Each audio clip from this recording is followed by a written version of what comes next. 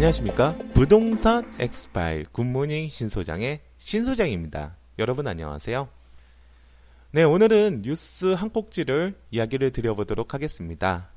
전매 무제한 부른 수상한 부산 청약 과열 국토부 전매 규제 검토. 포털 다음 카페 부동산 엑스파일 게시판이나 부동산 엑스파일 팟빵 게시판에 여러분의 사연을 올려주세요. 또는 문의사항을 스마트폰으로 음성 녹음하셔서 보내주시면 방송 제작에 참여하실 수 있습니다. 네, 여기 재밌는 뉴스가 떴네요. 조선비즈에서 2017년 3월 22일 날 올려주신 기사입니다. 지금 엄청나게 뜨고 있는 모양입니다. 부산이. 하나건설이 16일부터 17일까지 이틀간 청약 접수를 한 부산 진구 초읍동의 부산 연지 꿈의 그린의 평균 228대 1의 청약 경쟁률을 기록하여 올해 전국 최고의 청약 기록을 세웠습니다. 약 11만 명에 대한 청약자가 몰려 있고요. 특히 80제곱미터는 271가구를 모집하는데 해당 1순위 해당 지역에서만 7만 1,844명이 몰려 265.1111대의 1의 경쟁률을 기록했습니다. 나 글도 잘 못 읽어요. 제가 말씀을 드렸어요. 저기 예전에 분양권에 대한 소구를 방송에 이야기를 할 때 항상 국토부 같은 규제 당국은 실시간입니다. 모니터링이 실시간이고 분양권 거래라는 것 자체도 물론 분양권 거래는 일반적으로 다른 부동산 거래보다는 쉬워요. 그리고 빨리 진행이 되는 거죠. 분양권 거래라는 게 참 웃긴 게 뭐냐면 아파트들도 만들어지지 않았죠. 선분양이잖아요. 그런데 거기 가보면 네, 여기는 몇 층이에요. 몇 층이고 향이 어디 향이고 뷰가 여기가 잘 보입니다. 그렇기 때문에 피가 좀 더 붙습니다. 라는 말을 아주 재밌게 합니다. 여기는 전망이 좋아가지고요. 네, 저기 보이죠? 네, 좀 무슨 산이 보이죠? 네, 저기 바다도 보입니다. 하면서 금액이 올라가죠. 만들어지지 않았지만 이미 그거를 들은 사람들은 그래서 가격이 높구나 라고 생각을 합니다. 분양권 거래는 상당히 곧잘 잘 됩니다. 이런 식으로 분위기가 좋았을 때는요. 우리가 98년도 이후에 그때는 어마어마했죠. 분양권 자체가. 그 IMF 외환위기죠. 외환위기는 부동산 분양시장에서는 초창기에는 다 죽었지만 2000년도 초부터 조금씩 우리가 살아날 때는 어마어마하게 돈을 많이 벌었습니다. 누가요? 중개업자들이요. 제가 듣기로는 부동산 중개업자, 공인중개사 분들이 100억대 재산을 시행이나 분양 대행을 한 것도 아닌데 벌을 수 있었던 거는 98년도에서 2000년도 초반에 있었던 분양권 붐과 그리고 두 번째로는 지분 쪼개기, 재개발 지역의 지분 쪼개기가 상당히 붐이 일어났었죠. 예를 들어 보면 금호나 옥수 지역 같은 경우에서는 모 지역 같은 경우에서는 이 지분 쪼개기가 너무 많다 보니까 기존 세대수보다 지분 쪼개기에서 조합원이 2배 이상 늘어났습니다. 그런 일이 생겼어요. 그러면 진행이 되겠냐고요. 물론 지금 아파트가 들어섰죠. 네. 그런 두 가지가 있었다고 하는데 여하튼 그 분양권 같은 경우에서는 제가 보기에는 30분에서 40분에 하나씩 거래가 되는 경우도 있고 그때마다 부동산 중개업자분들이 피를 가져가는 건 맞는데 문제는 뭐냐면요. 분양권 자체는 2년 혹은 2년 반 정도 걸리는 아파트를 가질 수 있는 권리를 주는 거죠. 그렇기 때문에 디스매칭이 생기는 겁니다. 즉 주택당국의 교토부죠. 지금은 네, 국토부. 이 국토부의 모니터링과 이 분양권의 거래에 대해서의 갭의 차이가 있기 때문에 언제든지 거품이 쉽사리 꺼질 수가 있습니다. 제가 예전에도 말씀드렸을 거예요. 어느 부동산 중개업자분이셨고 그리고 강의도 곧잘 나가고 유명하신 분이었습니다. 나름 네임밸류 있었던 분이죠. 네, 그분이 혼자 혈연단신으로 월세 500만 원 이상을 줘가면서 송도에 갔습니다. 송도에 가서 점심에 시켜 먹었던 젠방짜장을 밤 11시에 먹을 정도로 상당히 바빴다고 합니다. 아주 바빴다고 하죠. 그만큼 돈을 많이 벌었어요. 많이 벌었는데 그때 당시에 그 지역이 그 송도 지역이 떴던 이유가 이게 그 신규 주택에 대해서의 분양권에 대해서 주택 공급자의 분양받은 소분양자에 대해서는 그 양도소득세를 5년간 면제를 줬거든요. 5년간 면제를 했을 때 이게 왜 우리가 그 나중에서도 들어왔지만 5년간 면제 아니 양도소득세가 금액이 올라야 예, 양도 차익이 생겨야 양도세를 내는 건데 아니 지금 가격이 떨어지고 있는데 5년간 면제해 준다면 이건 뭐야 발이야 말이야 라고 생각하시는 분들이 많겠지만 이거는 엄청나게 처방약입니다. 처방약 가격을 띄우는 처방약입니다. 2000년도 초에서도 그랬었죠. 2000년도 초에서 그 우리 타워팰리스 수분양을 받았다. 제가 예전에도 말씀드렸을 거예요.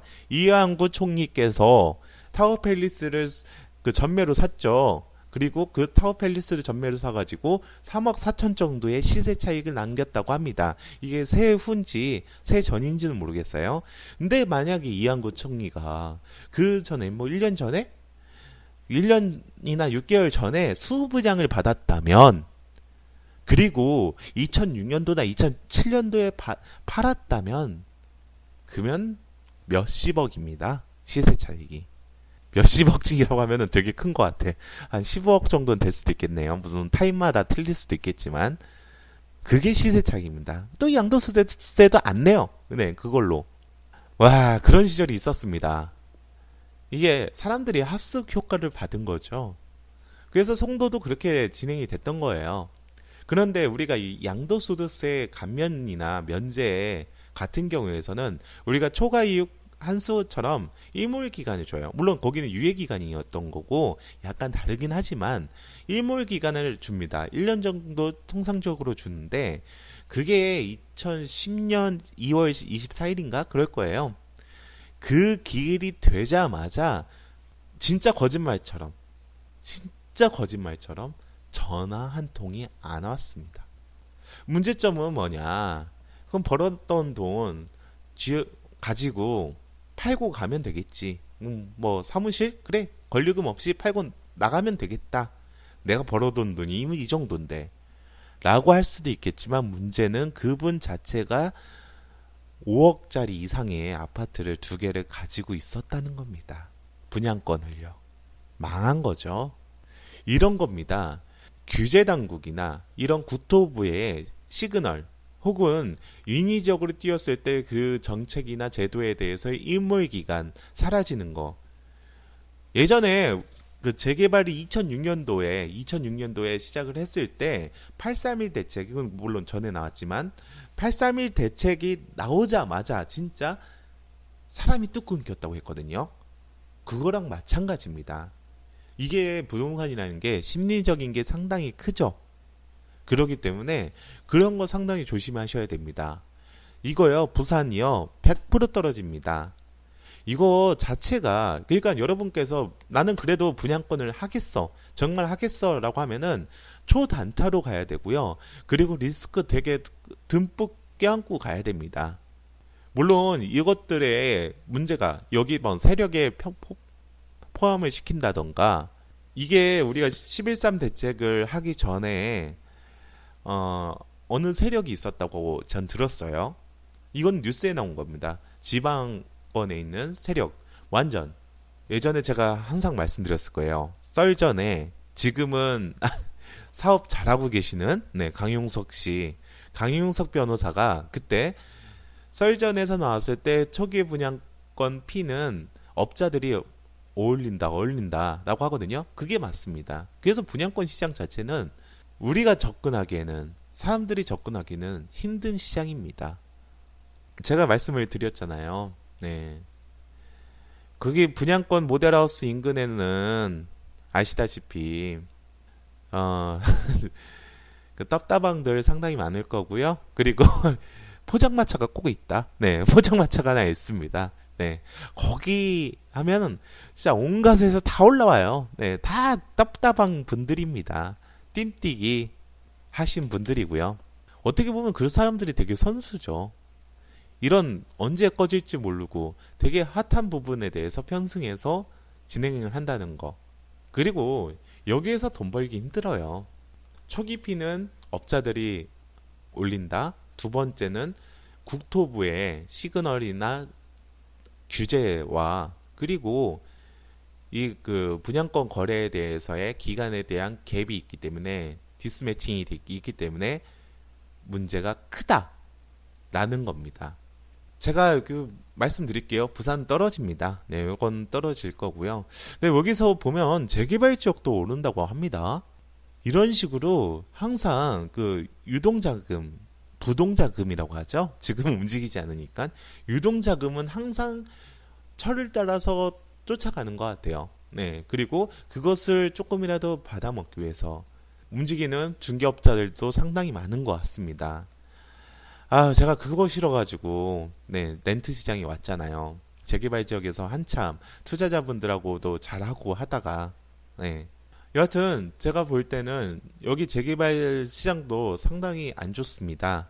재개발 시장 같은 경우에서는 여기서 여기가 조정구역으로 묶인다고 한다면 분양권 자체를 묶는 거기 때문에 재개발은 오히려 영향을 받진 않을 수도 있겠지만 힘듭니다. 네. 부산의 재개발 지역은 면적들이 커요. 좀 큰 것들이 많아요. 또 도심권 같은 경우에서는. 그리고 노후화된 것도 상당히 많고요.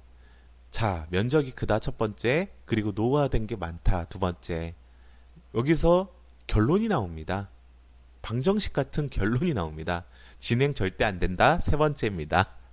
그렇기 때문에 여기 같은 경우에서는 그 재개발 투자 자체에 대해서의 접근 방식보다는 그래도 여기 재개발 지역이다. 그리고 가격세가 오른다라고 했을 때 단기 투자로 나보다 조금은 더 바보인 사람한테 넘긴다. 추상가치라는 건 그렇거든요. 그렇게 해서 접근하시는 분들한테는 가능할 수도 있겠지만 나 이거를 하나 투자를 했습니다. 그리고 장기간 기다릴 거예요. 그런 분들은 서울 지역 가십시오. 차라리 서울 지역에 지금 재개발 지역 지금 한 50%가 해제가 됐잖아요. 그거 그냥 투자하십시오. 이거 하나 말씀을 드릴게요. 우리가 그 부동산 같은 경우에서는 그 도시계획적으로 접근한다고 한다면 일본의 사례를 살펴보게 된다고 한다면 우리가 신도시들이 지금 만들어지고 있잖아요. 일본도 마찬가지입니다. 근데 도쿄도가 집중적으로 개발이 되다 보니 주변에 있는 신도시에 있는 젊은 층들을 다 흡수를 해버렸죠. 그래서 일본의 옛날의 구도심의 단지라고 하죠. 맨션이나 아파트 맨션이라고 하니까 거기에서는 어르신들 뿐이 안 산다라는 겁니다. 서울도 마찬가지일 수도 있겠죠. 그렇기 때문에 여러 가지로 한번 살펴보시는 게 좋을 것 같아요. 물론 그러려면은 마음엔 안 되지만 마음엔 안 되지만 좀 서울시장님께서 참 이제 그 언급하면 안 되죠. 보수 정권 보수 시장님께서 해야 이명박처럼 거품도 일으키고 재밌네요. 재미없네요. 죄송합니다. 자, 오늘은 부산이 많이 뜬다라는 이야기를 했기 때문에 이런 거는 정말 조심해야 된다라는 말씀을 드려봤습니다. 부동산 엑스파일 굿모닝 신서장의 신서장이었습니다. 여러분 감사합니다.